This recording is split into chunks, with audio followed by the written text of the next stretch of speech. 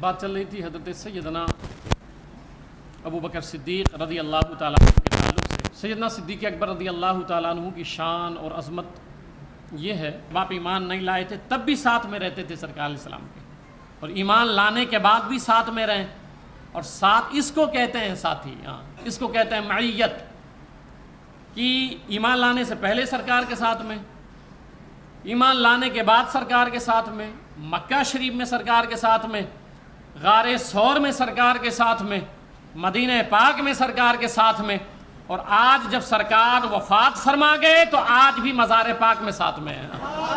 اس کو کہتے ہیں ساتھ۔ وہ میں نے پچھلے جمعہ کو جو سمجھا تھا معیت، کہ اللہ نے کہا دو میں کا دوسرا، یہ ہے دوسرے، ٹھیک ہے۔ تو ہوا یہ کہ آپ یمن کے سفر میں تھے اور ادھر حضور صلی اللہ علیہ وسلم نے اعلان نبوت فرما دیا، اور آپ یمن کے سفر میں تھے۔ اب یہ تاریخ دمشق سے یہ واقعہ میں بیان کر رہا ہوں۔ تو ایک شخص تھا یمن میں، وہ آسمانی کتابوں کا بڑا ماہر تھا، بہت بڑا عالم تھا، وہ بہت بڑا، اور بزرگ تھے، وہ بہت بڑے عالم تھے، اور صرف ایک خطے کے نہیں تھے، پورا جو یمن تھا ان کے علمی روب و دبدبے کا حال یہ تھا کہ ہر کوئی ان کا قائل تھا، یہ بہت بڑے عالم ہے اور آسمانی کتابوں کے ماہر تھے۔ سیدنا صدیق اکبر رضی اللہ تعالیٰ عنہ جب وہ گئے وہاں پہ اور ان سے ملاقات ہوئی، جب پہلی ملاقات ہوئی ہے تو میں وہ اقوال پیش کر رہا ہوں کہ جو باتیں ہوئیں آپس میں سیدنا صدیق اکبر اور یمن کے شیخ کے ساتھ، جب آپ سے ملاقات ہوئی تو آپ نے کچھ نہیں کہا، جیسے شیخ کی نظر پڑی صدیق اکبر رضی اللہ تعالیٰ عنہ کے چہرے پر، اس نے کہا احسبک حرمیًا، شیخ یمن نے کہا کہ مجھے لگتا ہے کہ آپ حرم شریف سے تشریف لا رہے ہیں۔ تو چہرہ دیکھا تو کہا مجھے لگتا ہے کہ آپ حرم شریف سے آ رہے ہیں۔ اب یمن اور مکہ شریف بہت فاصلہ ہے، تو کہا مجھے لگتا ہے کہ آپ حرم شریف سے آ رہے ہیں۔ تو سیدنا صدیق اکبر رضی اللہ عنہ نے جواب دیا نام، ہاں میں وہیں سے آ رہا ہوں۔ پھر اس نے دوسرے نمبر پہ فوری سوال کیا احسبک قرشیًا، مجھے لگتا ہے کہ تم خاندان قریش میں سے ہو۔ اب یہ خود ہی پوچھ رہا ہے، وہ دیکھتے ہی سوال کر رہا ہے کہ مجھے لگتا ہے کہ آپ خاندان قریش میں سے ہو۔ تو حضرت سیدنا ابو بکر صدیق رضی اللہ تعالیٰ عنہ نے کہا ہاں خاندان قریش سے میرا تعلق ہے۔ تو پھر شیخ نے سوال کیا احسبک تیمیًا، میں یوں محسوس کر رہا ہوں کہ تم قریش کی ایک شاخ ہے بنو تیم، تو میں یہ گمان کرتا ہوں کہ قریش کے اس شاخ سے تمہارا تعلق ہے۔ اب یہاں تو حالات یہ ہیں کہ کلمہ پڑھنے والے حضور صلی اللہ علیہ وسلم کے علم پہ باتیں کرتے ہیں، یہ یمن کا شیخ بتا رہا ہے کیسا لگتا ہے آپ اس سے ہو؟ تو کہا نام انا من تیم بن مرہ، میرا تعلق بنی تیم بن مرہ کے ساتھ ہے۔ اب اس نے پھر چوتھا سوال کیا، اس نے کہا بقیت لی فیک واحدۃ ما ہی؟ قال اکشف لی عن بطنک۔ اس نے کہا تین نشانی تو پرفیکٹ تھا جو میں نے کہا ہے آپ کو دیکھ کر کے، چہرہ آپ کا دیکھ کر کے، مگر ایک بات ابھی رہ گئی ہے اور وہ مجھے آپ سے جاننا ہے اور مجھ سے پوچھنا ہے۔ تو حضرت ابو بکر صدیق رضی اللہ عنہ نے کہا اب کون سی نشانی بچ گئی ہے؟ میں نے تو سارا بتا دیا تمہیں۔ تو اس نے کہا نہیں، آپ اپنے پیٹ کے اوپر سے، ناف کے اوپر سے کپڑا ہٹائیے۔ حضرت ابو بکر صدیق رضی اللہ تعالیٰ عنہ کو وہ کہتا ہے کہ آپ اپنے بطن اطہر سے جو ہے کپڑا ہٹائیے، ایک نشانی باقی رہ گئی ہے۔ تو آپ نے کہا کہ وجہ کیا ہے وہ تو بتا دو مجھے، یہ تینوں تو میں نے بتا دیا، اب چوتھا کہہ رہے ہو کپڑا ہٹا دو، بتا نہیں رہے ہو مسئلہ کیا ہے۔ تو شیخ نے حضرت ابو بکر صدیق رضی اللہ، وہ الفاظ پڑھ کے سنا رہا ہوں آپ کو، اس نے کہا لقد اجدو فی علم الصحیح ان نبیا یبعث فی الحرم۔ وہ شیخ یمن بیان کرتا ہے کہ میں نے علم صحیح میں پڑھا ہے کہ حرم شریف میں ایک نبی مبعوث ہوں گے۔ اب وہ بتا رہا ہے مکہ شریف میں ایک نبی آئیں گے، وہ نبوت کا اعلان کریں گے۔ اب آگے کہتا ہے یعاون علی امرہ فتن و کہل، جس وقت وہ اعلان کریں گے تو فوراً دو شخص ان کے ساتھ مل جائیں گے، فوراً دو شخص ان کا کلمہ پڑھ لیں گے۔ پھر آگے کہتا ہے ایک نوجوان ہوگا اور ایک ادھیڑ عمر کا ہوگا۔ اب یہ وہ شخص، وہ شیخ بیان کرتا ہے کہ دو شخص تو فوراً کلمہ پڑھ لیں گے۔ تو فوق سرتہ شامہم علی فخذہ یسریٰ علامۃ۔ اچھا، وہ جو کلمہ پڑھے گا، اب شیخ بیان کر رہا ہے کہ وہ جو سرکار کا کلمہ پڑھے گا، نبی جو مبعوث ہو جائیں گے، اور ان کا جو کلمہ پڑھے گا اس کا حال یہ ہوگا کہ اس کے ناف کے اوپر تل کا ایک نشان ہوگا۔ تو یہ 3 نشانیاں تو میں نے دیکھ لی، چوتھی مجھے دیکھنا ہے آپ سے کہ آپ بدن سے کپڑا ہٹائیں تو پھر میں دیکھوں کہ وہ تل آپ کے پاس ہے کہ نہیں۔ بقیت فی کا واحد، بس ایک رہ گیا ہے تاکہ میں وہ دیکھ لوں۔ جب حضرت سیدنا ابوبکر صدیق رضی اللہ تعالیٰ عنہ نے اپنے ناف سے کپڑا ہٹایا تو شیخ پکڑ لیا، آپ کو پکڑ لیا، اور اس نے کہا کہ آسمانی کتابوں میں جن کا تذکرہ ملتا ہے، جن کے تعلق سے میں نے پڑھا ہے کہ وہ نبی آئیں گے اور ان پر جو شخص ایمان لائے گا سب سے پہلے، تو کہتے ہیں وہ آپ کی ذات اطہار ہے۔ اب ابو بکر صدیق وہ ہیں جن کا تذکرہ آسمانی کتابوں میں بھی تھا، اس دور کے شیوخ بھی جانتے تھے اور پڑھتے تھے کہ سیدنا صدیق اکبر رضی اللہ تعالیٰ عنہ، اور پوری نشانی بتائی۔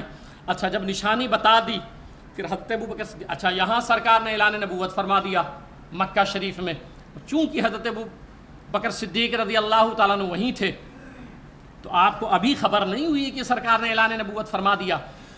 اب وہاں سے جب چلنے لگے تو ایک عجیب سی کیفیت ہے، جب واپس ہونے لگے تو جب چلنے لگے تو شیخ نے بلایا، کہا جا رہے ہیں آپ؟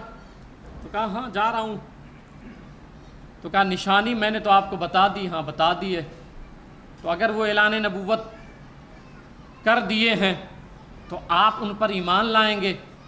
تو سنیے جاتے جاتے، اب وہ دیکھیے وہ شیخ کیا کہتا ہے، تاریخ دمشق میں ہے، احامل انت منی ابیاتا قلتها فی ذلک النبی۔ آپ جا رہے ہیں، آپ کی ان سے ملاقات ہو جائے گی، تو جاتے جاتے ایک چیز میرا کر دیں، ایک کام میرا کر دیں۔ کہنے لگے ہاں بتائیں کیا کام کر دیں؟ تو اس شیخ نے کہا کہ میں نے حضور کی ذات پر ایک نعت لکھی ہے، حضور صلی اللہ علیہ وسلم کی شان میں ایک نعت لکھی ہے، حضور صلی اللہ علیہ وسلم کی مدح لکھی ہے، نعت رسول لکھی ہے۔ تو وہ نعت رسول جو میں نے سرکار کی شان میں لکھی ہے نا، وہ لیتے چلے جانا، وہ سرکار کو میری طرف سے سنا دینا، کہہ دینا یمن کے شیخ نے نعت لکھی ہے، نعت لکھی ہے۔ تو حضرت سیدنا ابوبکر صدیق رضی اللہ تعالیٰ عنہ وہ لے لیے، اور لینے کے بعد جب تشریف لائے تو جیسے مکہ شریف میں پہنچے پوری ٹیم پہلے سے موجود تھی۔ کہنے لگے ہم آپ ہی کا انتظار کر رہے تھے، وہ دیکھیں کہ حضرت محمد صلی اللہ علیہ وسلم نے اعلان کر دیا ہے کہ میں اللہ کا نبی ہوں اور رسول ہوں، میں تمہاری طرف بھیجا گیا ہوں، تو آپ کا انتظار کر رہے تھے۔ ابھی ہم لوگوں نے کوئی جواب نہیں دیا ہے کیونکہ آپ بڑے سنجیدہ آدمی ہیں، ابو بکر صدیق رضی اللہ عنہ کو کہہ رہے ہیں، تو اب آپ آ گئے ہیں تو اب آپ کے آنے سے ہم مشورہ کریں گے اور جو فیصلہ ہوگا وہ کیا جائے گا۔ تو حضرت ابو بکر صدیق رضی اللہ عنہ نے کہا ٹھیک ہے، ہم خود حضور صلی اللہ علیہ وسلم کی بارگاہ میں جائیں گے۔ میرے آقا صلی اللہ علیہ وسلم کی بارگاہ میں سرکار حضرت سیدہ خدیجہ الکبریٰ رضی اللہ تعالیٰ عنہ کے گھر میں موجود تھے۔ جب وہاں تھے، ایک بات یہاں عرض کر دوں، ایک علمی بات عرض کروں۔ آج ہمارے یہاں یہ ہوتا ہے کہ اب نوجوان طبقہ بھی ہمارا بیٹھا ہے کہ ہم کوئی روایت جب بیان کرتے ہیں یا کوئی حدیث حضور صلی اللہ علیہ وسلم کی شان میں بیان کرتے ہیں تو بہت سارے نوجوان یہ کہہ دیتے ہیں، سوشل میڈیا کا گرد ان کے ذہنوں میں بھر چکا ہے، وہ کہتے ہیں یہ حدیث ضعیف ہے۔ اب حضور صلی اللہ علیہ وسلم کی شان بیان کر رہے ہیں اور اس لیے کہہ کر کے رد کر دیتے ہیں یار یہ تو مطلب ضعیف ہے، یہ حدیث ضعیف ہے، اور ہم بیان کیا کر رہے ہیں؟ سرکار کی شان۔ اس حدیث میں کیا ہے؟ عظمت مصطفیٰ صلی اللہ علیہ وسلم، رفعت مصطفیٰ، شان مصطفیٰ، رد کر دیتے ہیں کہ نہیں نہیں یہ بھئی ایسی ہے۔ یہ مسئلہ سمجھ لیں کہ حدیث جو ہے وہ ضعیف کیسے ہوتی ہے؟ متن جو ہے، متن یعنی جو حضور صلی اللہ علیہ وسلم کے الفاظ ہیں، اگر کوئی یہ کہتا ہے کہ وہ ضعیف ہے تو یہ تو کفر ہو گیا۔ یہ بات ذہن میں رکھ لیں، حدیث ضعیف ہونے کا مطلب یہ نہیں ہوتا ہے وہ متن ضعیف ہے، یعنی حضور صلی اللہ علیہ وسلم کا قول ضعیف ہے، ایسا نہیں ہے۔ جو کہہ دے کہ حضور صلی اللہ علیہ وسلم کا قول ضعیف ہے یہ تو کفر ہے۔ پھر تو قول اگر ضعیف ہو گیا تو اللہ ایک ہے، یہ قول ہے سرکار کا، قرآن کتاب ہے اللہ کی، یہ قول ہے حضور صلی اللہ علیہ وسلم کا، 5 وقت نماز پڑھو یہ قول ہے، جبریل کسی کا نام ہے، میکائیل کسی کا نام ہے، جنت ہے، جہنم ہے، مرنے کے بعد قبر میں یہ سوالات ہوتے ہیں، یہ سب سرکاری کا تو قول ہے۔ تو اگر یہ کہہ دے وے کوئی سرکار کا قول ضعیف ہے تو پھر سب دھرا کا دھرا رہ گیا۔ تو حدیث ضعیف کیسے ہوتی ہے اس کو سمجھ لیں آپ۔ ہمارے یہاں بڑی غلط فہمی ہے علمی سطح پہ حدیث ضعیف تب ہوتی ہے جیسے مثال کے طور پہ وہ 5-6 راوی ہوتے ہیں، جیسے فلاں نے فلاں سے سنا، فلاں نے فلاں سے سنا، فلاں نے فلاں سے سنا، فلاں نے فلاں سے سنا، قال رسول اللہ. اب قال رسول اللہ سے حدیث شروع ہوئی ہے، مگر یہ جو 5-6 بیچ میں نام آئے ہیں ان میں اگر کوئی کذاب ہے، جھوٹا شخص ہے جس کے تعلق سے یہ مشہور تھا کہ بھئی یہ جھوٹ بولتا تھا، یہ عدل نہیں کرتا تھا، انصاف نہیں کرتا تھا، تو اگر وہ 5 ناموں میں سے کوئی ایک نام ایسا ہے جس کے تعلق سے اس دور کے محدث نے کہا ہے کہ نہیں یہ بھئی جھوٹ بھی بولتا تھا کبھی کبھی، تو اس بندے کی وجہ سے حکم لگتا ہے کہ یہ حدیث ضعیف ہے. قول رسول کی بنیاد پہ نہیں، یہ ذہن میں رکھ لیجئے آپ، اس بندے کی وجہ سے، اس شخص کی وجہ سے یہ حکم لگتا ہے کہ یہ حدیث ضعیف ہے. راویوں کی وجہ سے لگتا ہے، حضور صلی اللہ علیہ وسلم کے فرمان کی وجہ سے نہیں لگتا. اب عرض کروں کہ بھئی وہ کلمہ بھی پڑھتا تھا اور مسلمان بھی تھا، مگر یہ ہو گیا کہ بھئی یہ کذاب راوی ہے، غیر ثقہ ہے، تو محدثین کیا کرتے تھے، ان کے اصول یہ ہے کہ بھئی یہ حدیث پھر ضعیف، ھذا حدیث ضعیف ہے، یہ حدیث ضعیف ہے، ٹھیک ہے، جبکہ وہ کلمہ پڑھتا تھا مگر یہ مشہور تھا کہ وہ جھوٹ بولتا ہے. آپ مجھے سمجھا دیجئے کہ ابو جہل سے بڑا کذاب کوئی ہے؟ آپ بتائیں. عتبہ شیبہ سے بڑا کذاب کوئی ہے؟ وہ تو کافر تھے. یہ تو ادھر کلمہ پڑھتا ہے مگر مشہور ہے کہ وہ کذاب ہے، تو حدیث ضعیف ہو گئی. اور پھر ہمارا نوجوان یہ کہہ کر کے ہٹا دیتا ہے یہ ضعیف ہے. اب میں ایمان سمجھانے لگا ہوں آپ کو. ابو جہل سے بڑا کذاب، وہ تو کافر ہے، بدنام زمانہ کافر ہے، اس سے بڑا کذاب کوئی روئے زمین پر نہیں ہے. حضور صلی اللہ علیہ وسلم جب شب معراج گئے اور جب تشریف لائے تو جب یہ بیان کیا کہ میں گیا اور اللہ تعالیٰ سے باتیں ہوئیں اور پھر سیر کیا اور پھر آ گیا اور جنزیر ہل رہی تھی اور بستر پہ حرارت باقی تھی، تو ابو جہل، اب راوی کون ہے یاد رکھے، کون؟ ابو جہل. اب یہ ذہن میں رہے آپ کے. اس نے واویلا مچا دیا اور پہنچ گیا اس عاشق کے پاس، اس عاشق کے پاس پہنچا. اب راوی کون ہے؟ ابو جہل ہے. اس بات کا جو سرکار نے بیان کیا ہے کہ میں شب معراج گیا اور اللہ کا دیدار کیا، اس بات کا راوی کون ہے؟ ابو جہل پہنچ گیا وہاں پہ ابو بکر صدیق رضی اللہ عنہ کے پاس اور کہنے لگا ایک شخص یہ کہتا ہے کہ میں رات میں گیا اور پھر پہلے آسمان پہ، دوسرے آسمان پہ، تیسرے، 7واں آسمان میں نے سفر کیا. ایک شخص ایسا کہتا ہے تو کیا یہ بات درست ہو سکتی ہے؟ تو وہ کرنے کا نہیں، یہ تو عقل میں بات آنے والی نہیں ہے. اب راوی کون ہے یاد رکھے، سامنے کون بیان کر رہا ہے، کس سے بیان کر رہے ہیں؟ عاشق سے. بس یہ نقطہ سمجھ لیں آپ، عاشق سے. تو کہا نہیں یہ تو نہیں ہو سکتا ہے. تو کہا ہاں یہی تو نہیں ہو سکتا ہے، جن کا آپ کلمہ پڑھتے ہیں نا وہ یہ بات کرتے ہیں، وہ یہ باتیں کر رہے ہیں کہ میں ایسا گیا ایسا گیا. جب یہ سنا محبوب ایسا کہہ رہا ہے تو پھر تیور بدل گیا، انداز بدل گیا. کہنے لگے نادان، تو اتنی چھوٹی بات کو کہتا ہے کہ وہ کیسے ہو سکتا؟ میرے سرکار جو کہہ رہے ہیں وہ حق فرما رہے ہیں، وہ سچ فرما رہے ہیں. تو پتہ یہ چلا کہ اگر راوی کذاب بھی ہے، حدیث ضعیف بھی، اب اس سے بڑا کذاب راوی کون ہوگا کہ وہ کافر ہے مگر وہ حضور کی شان بیان کرتا ہے، حضور کی عظمت بیان کرتا ہے. تو عاشقوں کا کام یہ ہوتا ہے، اہل ایمان کا کام یہ ہوتا ہے کہ پھر اس میں کمیاں نہ ڈھونڈیں کہ یہ تو کیسا بیان کر رہا ہے، یہ فلاں آدمی ہے میں اس کا نہیں سنتا، یہ فلاں آدمی ہے میں اس کو نہیں مانتا، یہ ہے بھائی یہ تو کذاب راوی ہے میں نہیں مانتا. ہم جب عاشق لوگ ہیں اور مومن لوگ ہیں تو طریقہ ہمیں ایمان کا ابو بکر نے یہ دیا ہے کہ راوی ابو جہل بھی ہو مگر شان مصطفیٰ کی ہو تو کہہ دیا کرو مصطفیٰ سچ فرما رہا ہے. یہ ایمان ہے، یہ ایمان ہے. اس لیے کلین کر لے ذہن. تو میں عرض کر رہا تھا کہ سیدنا صدیق اکبر رضی اللہ تعالیٰ عنہ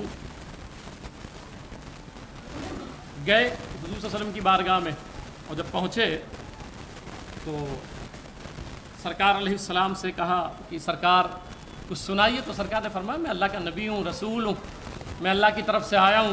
تو حضرت ابوبکر صدیق نے کہا ما دلیلک، سرکار علیہ السلام کچھ نشانی، کوئی دلیل اس پر کہ آپ اللہ کے رسول ہیں، اللہ کے نبی ہیں، کوئی دلیل؟ تو حضور صلی اللہ علیہ وسلم نے فرمایا الشیخ الذی لقیت بالیمن، مجھ سے دلیل مانگتا ہے. دلیل وہ ہے جو یمن میں شیخ سے ملاقات ہوئی تھی تیری. اب یہ حضور صلی اللہ علیہ وسلم بیان کر رہے ہیں، یمن میں شیخ سے ملاقات نہیں ہوئی تھی، یہ دلیل ہے میری. پوچھ رہا ہے تو اب حضرت ابوبکر صدیق رضی اللہ عنہ ظاہر سی بات ہے پہلے سے محبت فرماتے تھے، تو کہا یا رسول اللہ صلی اللہ علیہ وسلم، وہاں آپ دیکھیں جملہ دیکھیں، کہتے ہیں یا رسول اللہ صلی اللہ علیہ وسلم کم من شیخ لقیتہ بالیمن، وہ کون سے شیخ کی بات کرتے ہیں آپ؟ حضرت ابوبکر صدیق رضی اللہ عنہ، کون سے شیخ کی سرکار بات کرتے ہیں آپ؟ وہاں تو یمن میں بڑے شیخ ملے تھے مجھے، بہت سارے لوگ ملے تھے، کئی شیوخ سے ملا ہوں آپ، اور یمن میں شیوخ پہلے رہتے بھی تھے، تو کئی شیوخ سے میں ملا ہوں، تو یا رسول اللہ صلی اللہ علیہ وسلم کس شیخ کی بات کرتے ہیں؟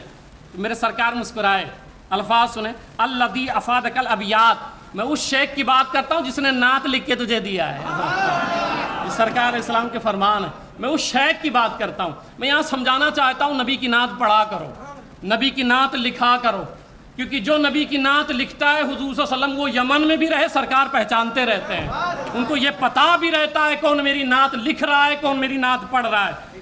پھر جب یہ کہا تو کہا ہاتھی یدکا ابایکا، سرکار اب بس بہت ہو گیا، اب مجھے کچھ نہیں جاننا، سرکار ہاتھ بڑھائیں، مجھے مشرف با اسلام فرما لیجئے، مشرف با اسلام۔ یہ حضرت سیدنا ابوبکر صدیق رضی اللہ تعالیٰ عنہ کی شان ہے۔ میرے آقا صلی اللہ علیہ وسلم صحابہ کرام کے درمیان بیٹھے ہوئے تھے، سرکار نے کہا ایک ایک صحابی آئے، سرکار سب کو ایک ایک لقمہ کھلاتے رہے، ایک ایک لقمہ کھلاتے رہے، مگر جب سیدنا ابوبکر صدیق رضی اللہ تعالیٰ عنہ آئے تو سرکار علیہ السلام نے ان کو 3 لقمہ کھلایا، ایک نہیں 3 لقمہ کھلایا۔ اچھا یہاں تھوڑا سا اور عرض کر دوں، اس پر ایک بات اور ایک حدیث سنا دیتا ہوں۔ حضرت حسان ابن ثابت آئے سرکار کی بارگاہ میں، اور جب سرکار کی بارگاہ میں آئے تو یہ میں تذکرہ کیوں کر رہا ہوں وہ سن لیں۔ سرکار کی بارگاہ میں آئے تو حضور صلی اللہ علیہ وسلم نے ارشاد فرمایا کہ اے حسان ابن ثابت، کیا تم صدیق اکبر کا منقبت سنا سکتے ہو؟ یہ سرکار علیہ السلام نے کہا، شان صدیق ذرا جو ہے بیان کرو، منقبت سناؤ۔ تو حضرت حسان ابن ثابت نے سنایا تھا، اذا تذکرت شجوا من اخی ثقۃ فاذکر اخاک ابا بکر بما فعل، خیر البریہ اتقاہ واعدلہ بعد النبی واوفاہ بما حمل۔ یہ سرکار کے سامنے منقبت صدیق اکبر حسان ابن ثابت پڑھ رہے ہیں، اس کا معنی سنا دیتا ہوں کہ جو تجھے سچے دوست کا غم یاد آئے تو اپنے بھائی ابو بکر کو ان کے کارناموں سے یاد کر۔ صحابہ کا مجمع ہے، منقبت صدیق اکبر پڑھا جا رہا ہے، سرکار سن رہے ہیں، صحابہ کرام سن رہے ہیں۔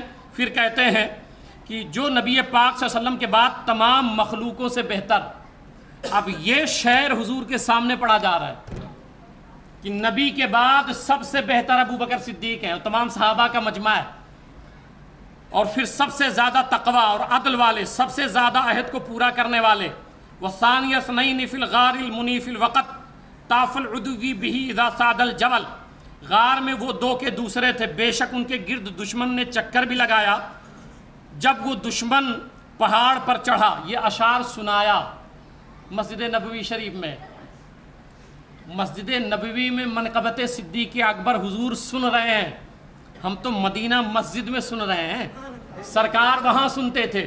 اور پھر جب سنا دیا انہوں نے، اس میں 2 باتیں قابل غور ہیں، ایک تو سرکار کے سامنے کہا کہ نبی کے بعد سب سے افضل ہیں، سب سے بہتر ہیں، اور حضور صلی اللہ علیہ وسلم کا حال کیا ہوا سنیں کہ حضور صلی اللہ علیہ وسلم فرماتے ہیں احسنت یا حسان، اور آگے لفظ فضحک رسول اللہ صلی اللہ علیہ وسلم حتی بدت نوازجہ، سرکار سلام نے جب منقبت صدیق اکبر سنا نا تو اس طرح مسکرائے کہ دندان مبارک دکھنے لگ گئے، اس طرح خوش ہو گئے سرکار علیہ السلام منقبت صدیق اکبر سن کے، اور کہنے لگے احسنت یا حسان، حسان تو نے بڑا اچھا سنایا ہے، حسان تو نے بڑا اچھا سنایا ہے۔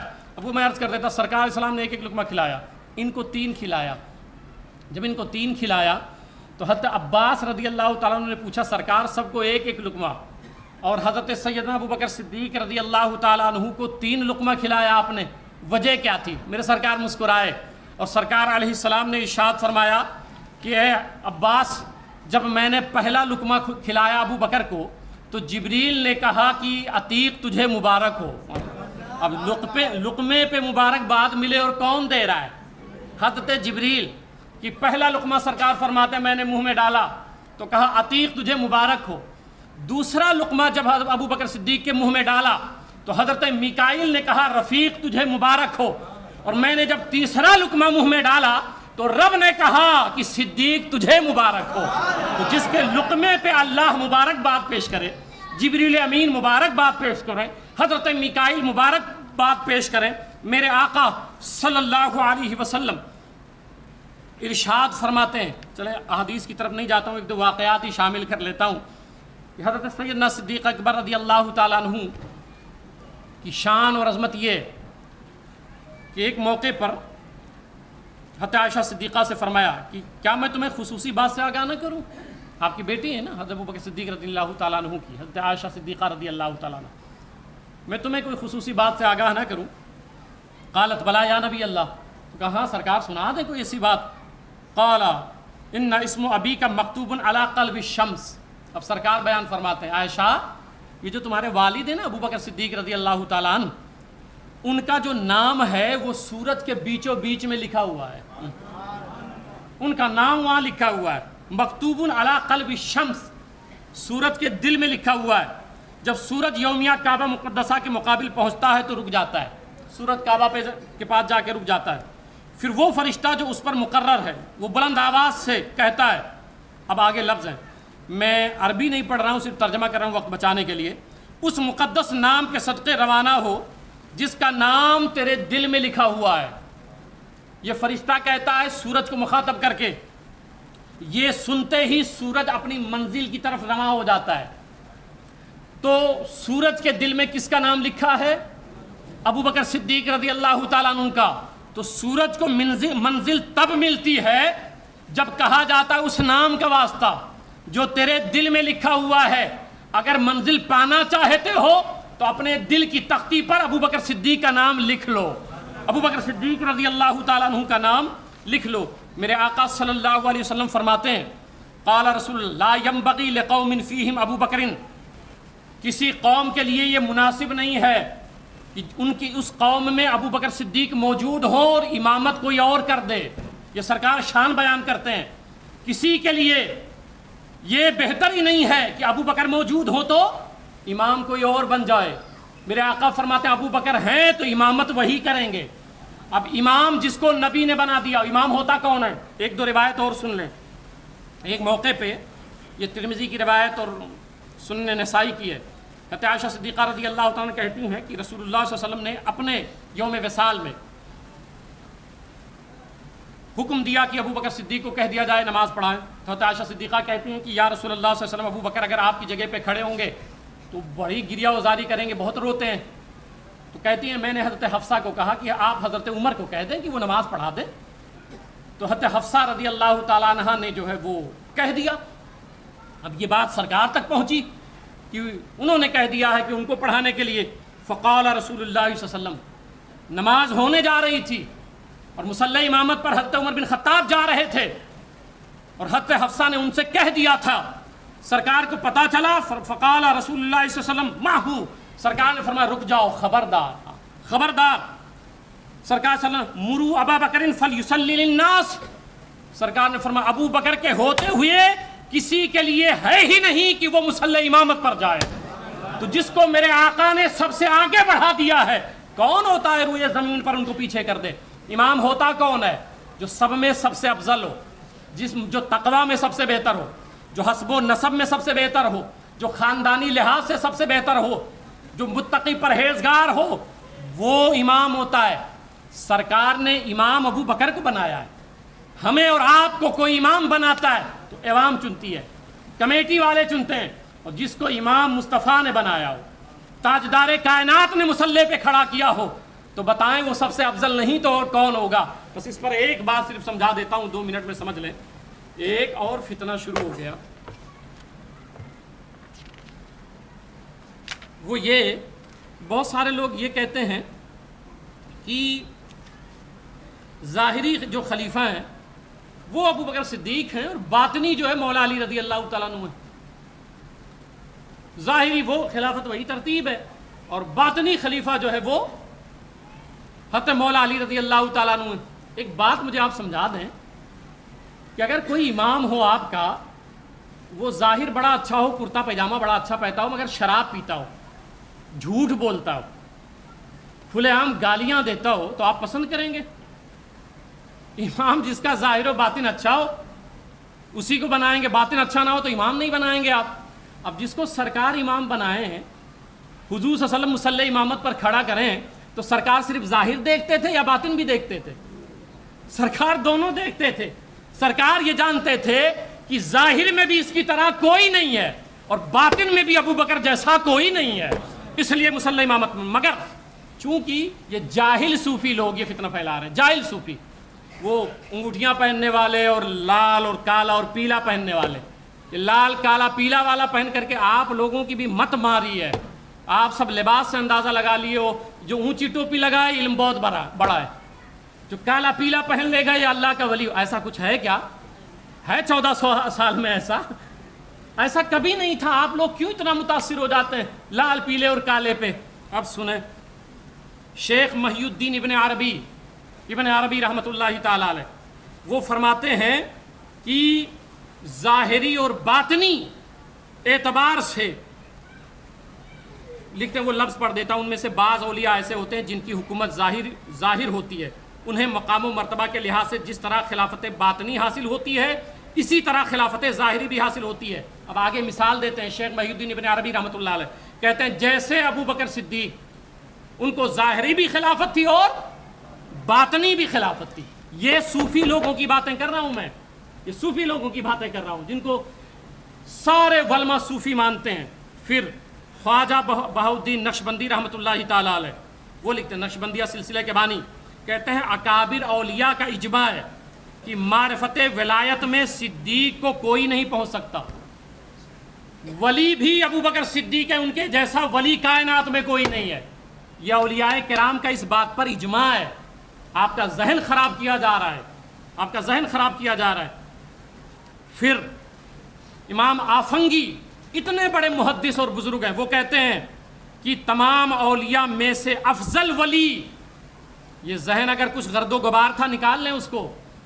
آفنگی رحمت اللہ تعالی علیہ فرماتے ہیں کہ تمام اولیاء میں سے افضل ولی، سب سے افضل ولی کون ہے؟ تو کہا حضرت سیدنا ابو بکر صدیق رضی اللہ تعالیٰ عنہ، سب سے افضل ولی ہیں، وہ سب سے افضل ولی ہیں۔ اور پھر ایک دو قول اور پیش کر دوں کہ رسول اللہ کے اعلان نبوت کے بعد قطبیت کبریٰ کے منصب پر متمکن رہے وہ کون ہے؟ کہ نبی کے بعد قطب کون ہوا پہلا؟ تو پہلا قطب یہ کون کہتے ہیں؟ شیخ علی الخواص رحمۃ اللہ تعالی علیہ۔ یہ سب اولیاء کرام کی باتیں کر رہا ہوں آپ کے سامنے میں، یہ جاہل پیروں کی نہیں، جاہل صوفیوں کی بات نہیں کرتا ہوں۔ آج تو ان کی بات یہ ہے کہ یہ درس قرآن نہیں دے سکتے ہیں، بھاڑے پہ رکھے ہوئے ہیں۔ آئیے بھائی مولانا صاحب ہمارے فضائل بیان کیجئے، ان کو خود نہیں آتا ہے، وہ رسول کی حدیث نہیں بیان کرتے صلی اللہ علیہ وسلم، کتابیں پڑھنی نہیں ہے، بھاڑے پہ سارا کام چل رہا ہے۔ یہ لوگ گدی نشین نہیں ہیں، گدا نشین ہیں یہ لوگ خلیفہ نہیں ہیں، خالی آفت لوگ ہیں، یہ لوگ خالی آفت لوگ ہیں۔ پھر اور دیکھیں آپ کہ امام مناوی رحمۃ اللہ، آخری حوالہ لے لیں، امام مناوی رحمۃ اللہ علیہ فرماتے ہیں قطب وہ غوثی ہوتا ہے جو اپنے زمانے کے اولیاء کا سردار و امام ہوتا ہے، اور کبھی وہ خلافت ظاہری بھی حاصل کر لیتا ہے جیسا کہ اس نے خلافت باطنی حاصل کی ہوتی ہے۔ اب آگے حوالہ دیتے ہیں کہ جو قطب ہوتا ہے وہ اپنے دور کے تمام اولیاء کا سردار ہوتا ہے۔ آگے حوالہ دیتے ہیں کہ جیسے ابو بکر صدیق رضی اللہ تعالیٰ عنہ، یہ اپنے دور کے قطب ہیں اور تمام اولیاء کرام کے سردار ہیں۔ خواجہ باقی باللہ آپ دہلی چلے جائیں، ان کا پڑھ لیں آپ، صحابہ کرام اجمعین چاروں ہی ترتیب وار اقطاب تھے، یہ سب قطب تھے، اور ان تمام قطبوں میں پہلا قطب ابو بکر صدیق رضی اللہ تعالیٰ عنہ، ابو بکر صدیق رضی اللہ تعالیٰ عنہ ہیں۔ ٹھیک ہے، تو یہ چند حوالے میں نے حوالہ، اس پہ بہت وقت ہو جائے گا۔ میں یہ سمجھانا چاہتا ہوں 3-4 جمعہ سے عقیدے وہ بنائیے آپ جو اہل سنت کا تسلسل کے ساتھ چلا آ رہا ہے، جس پر اہل سنت کا اجماع ہے۔ بقیہ کون کیا کہتا ہے، کبھی ایسا سنا کریں تو پڑھا کریں اِنَّ لِلَّهِ وَإِنَّا إِلَيْهِ رَاجِعُونَ۔